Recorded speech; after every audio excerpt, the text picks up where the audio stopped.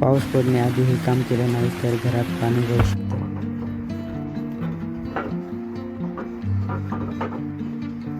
तेव्हा त्यांना समजेल कौलं कशी चाळतात, कसे टाकतात.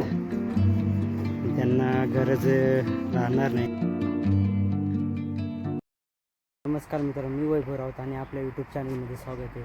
आज आपण आता टेक्नॉलॉजी वाढली आहे, म्हणजे घरांची छतं वगैरे आता पत्रे टाकलेत, इकडं कौलं टाकलेत, इकडं पत्रे आणि त्या साईडला पत्रा आहे आणि ही सिमेंटी पत्रा.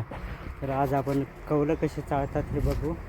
तर हा व्हिडिओ तुम्ही नक्की बघा. आता पुढे भविष्यामध्ये काही कौलं टाकतील का लोक, मला तर नाही वाटत टाकतील असं, पण हे टेक्नॉलॉजी वाढत गेली आहे आणि त्याच्यामुळं आपण आता बघू कौलं कसे टाकतात ते. तर आमच्याच घराचे कौलं चाळायचे आहेत, म्हणजे ते चाळायचे कारण की दरवर्षी चाळावं लागते, नाहीतर पाणी गळतं. त्याच्यामुळं आता आमच्या घराचं बघा हे कौलं चाळू राहिलेत, ते बाबा चाळू राहिलेत आणि ते आपण बघू खालून. ते चाळल्याने एकदम स्थिर राहतात, म्हणजे वाकडे तिकडे राहत नाही, पाणी गळत नाही, त्याच्यामुळे चाळावं लागतात. तर आता आपण बघू. आता मध्ये आलं आहे आणि खालून बघा तुम्ही, हे कौलं टाकताय बाबा आणि खटकी असते, ते खटकीमध्ये टाकायचं.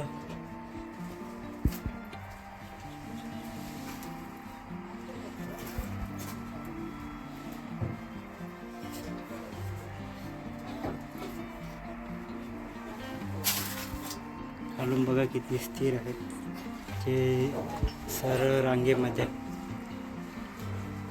पुढेपर्यंत चाललेत आणि मध्ये हे बॉटम खराब झाले होते, ते नवीन चेंज करून टाकले त्यांनी.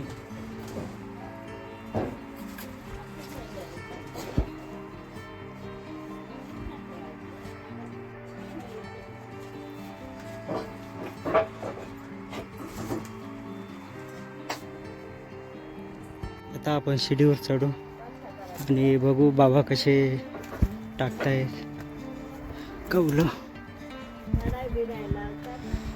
आणि हे बघा वरती आल्यावर बाबांनी हे एकदम भारी बसून दिलेत कौलं.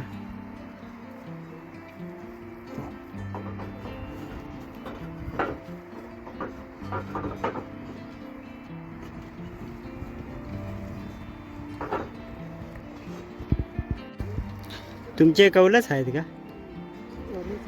हा का?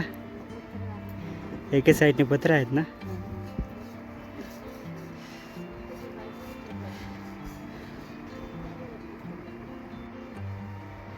तर सांगत होतो मी की भविष्यामध्ये हे कौलंही राहते का नाही, म्हणून तुम्ही बघून घ्या व्हिडिओमध्ये. आता पुढच्या पिढी बघेल आपले व्हिडिओ, तेव्हा त्यांना समजेल कौलं कसे चाळतात, कसे टाकतात. त्यांना गरज राहणार नाही, कारण की आता नवीन असं सिमेंटी पत्रे, आता हे सिमेंटी पत्रे पण कमकुवत झालेत, ते पण बदलावं लागतील, कारण की याला 12-15 वर्षे झालेत, त्याच्यामुळे बदलावं लागतील आणि कालांतराने खराब होतात. आणि साईडला स्लॅबचे घरं, स्लॅबचं काही नाही आहे, वरतून एवढं मेंटेनन्स करत राहायचं फक्त, मग ते सर्व व्यवस्थित.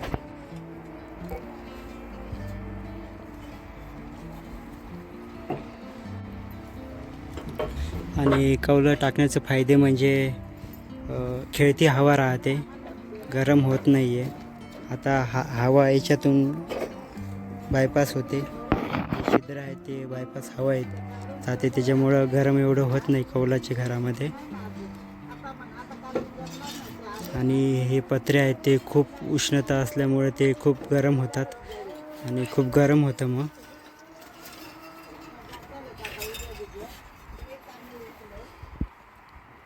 आणि ह्या बाबांनी कौलं चाळत तिथून सुरुवात केली होती, आता इथं समाप्ती होते. जे आता थोडेसे राहिलेत कौलं, जर पुरले नाही तर आमच्याकडे हा तुटलेला पत्रा आहे, तो टाकून देऊ सिमेंटी पत्रा.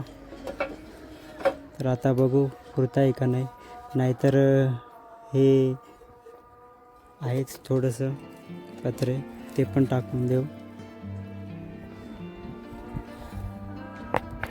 आणि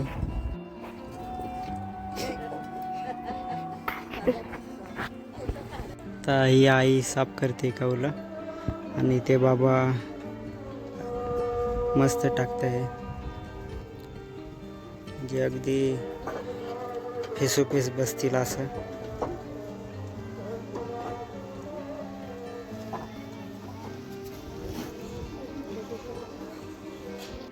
आणि मध्ये उजेडासाठी असे काच टाकतात. आता बघा ही काच टाकली, पुढे पण काच टाकली, हे बघा इथं पण काच टाकली उजेडासाठी.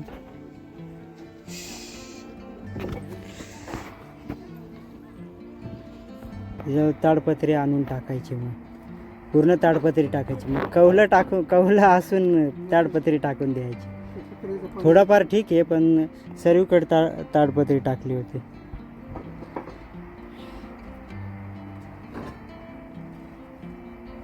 आणि त्याच्यावर दगडं टाकायचे, लाकडं टाकायचे, ते वारा आला तर उडून जायचं.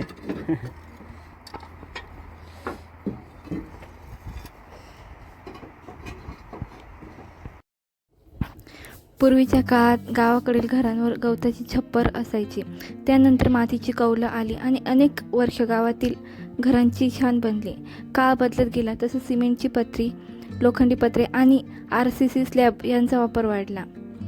आज आधुनिक तंत्रज्ञानामुळे अनेक नवीन पर्याय उपलब्ध झाले आहेत, पण तरीसुद्धा कौलं असलेल्या घराचं एक वेगळं सौंदर्य आणि थंडावा असतो.